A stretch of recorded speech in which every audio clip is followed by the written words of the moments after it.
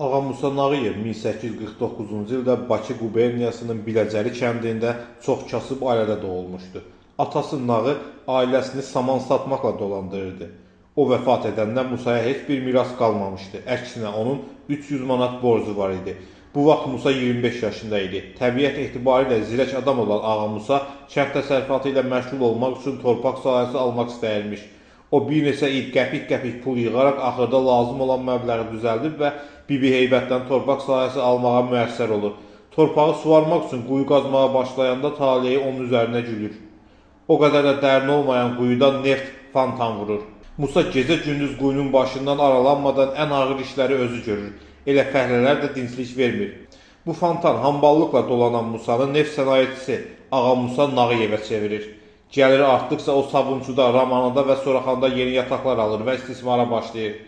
O istehsalın təkmilləşdirilməsi məsələsini də unutmur. Başqa neft sənayecilərindən nümunə götürən Nağıyev Qaraşəhərdə əvvəlcə kiçik neft emalı zavodu tikdirir, sonra onu genişləndirir. Bir müddət sonra Xəzərdə onun ilk gəmisi peyda olur. Başqa neft sənayecilərindən fərqli olaraq Ağa Musa Nağıyev mühafizəçi saxlamırdı. Bir dəfə kiminsə sifarişi ilə qoçlar onu girov götürmüş. Şəhər kənarında bir zirzəmidə saxlayıb 20.000 manat tələb etmişdilər. Əks təqdirdə onu öldürməklə hədələmişdilər. Ancaq Ağa Musa küçədə böyümüşdü. Onun qayda qanunlarını bilirdi və özünü müdafiə etməyi bacarırdı. Kəsəsi, o axırda cəmi 1000 manatla canını qurtarır. Mühafizəçi saxlamaması onun daha sonralar da qaçırılmasına səbəb olub. 8 nəfərlik bir dəstə onu uğramışdı. Dəstənin başında isə sonralar Stalin kimi tanınacaq olan məşhur Gürcü oğru Koba dururdu. İndiki 28 may metrosunun yanında olan ərazidə Ağa Musanın faytonu keçəndə onun dəstəsi faytona daxil olub, onun gözlərini və əllərini bağlayır. Onu Kobanın qərargahına aparırlar. Binanın zirzəmisində gizli görüşlər keçirildi və Nağıyevi burada saxlayırlar. Lakin bəzilərinin yazdığına görə onun əlləri qolları bağlamayıblar. Koba gecə yarısı gəlir və onunla səhərə qədər söhbət edir. O ağaya Bolşevik partiyası, Bakinski Raboçi qəzeti və Nina mətbəəsinin saxlanması üçün 1 milyon pul lazım olduğunu deyir. Növbəti gün işə Bakı milyonçularından Hacı Zeynalabdin Tağıyev və digərləri qarışır. Digər tərəfdən də Şəmsi Əsədullayevdə xəbər göndərilir ki, Ağa Musanı tapıb azad eləsə ona 100.000 rubl mükafat veriləcək. Bir sözlə Bakı qoçuları da bir tərəfdən onu axtarır. Hətta işə Məhəmməd Əmin Rəsulzadə də qarışır. Koba məbləği 500.000-ə endirir, lakin Ağa Musa razılaşmır. 3 gün davam edən söhbətin sonunda Kobaya 250.000 rubl verməyə razı olur. Lakin təklif edir ki, getsinlər Sankt Peterburg şəhərinə, orada onun hesabından çıxardıb verəcək. Koba ona inanmadığını bildirir. Ağa Musa isə cavabında deyir, mən ölümdən qorxan adam deyiləm, oğlum İsmailin vəfatından sonra dünyanın var dövləti gözümdə deyil, ancaq mənliyimi bir də namusumu heç kimə qurban verməmişəm. Bu sözlər Stalinin xoşuna gəlir və faytona qoyub Ağa Musanı Tağıyevin evinə yola salır. 10 gün sonra Sankt Peterburqa, oradan da Moskvaya Şəmsi Əsədullayevin yanına gedir. Şəmsi bəy pul məsələsini eşidəndə çox qəzəblənir və mən özüm qoçluyam, kimsə mənə qoçluq edə bilməz, dostlarıma toxuna bilməz deyib yanında olanlara silahlanmağı əmr edir. Lakin Ağa Musa, Şəmsi mən kişi söz vermişəm deyib pulların dalınca gələn 300-250.000 rubulluq çek verir. Koba Ağa Musanın sözünü tutmasını çox yüksək qiymətləndirir və ona hədiyyə piano göndərir. Bir dəfə Ağa Musa Nağıyevi xeyriyyə aksiyasında iştirak etməyə dəvət edirlər.